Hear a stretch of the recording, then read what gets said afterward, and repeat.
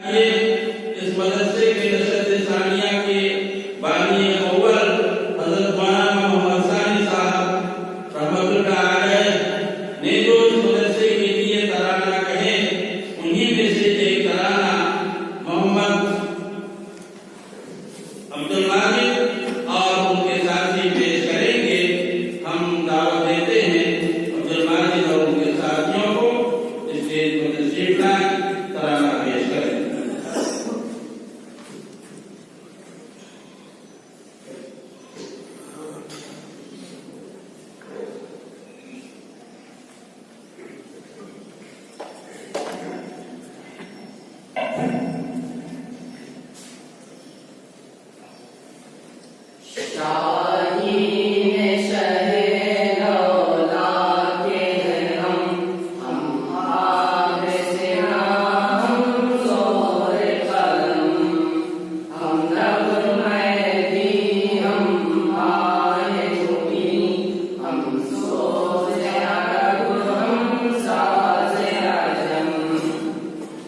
Yeah.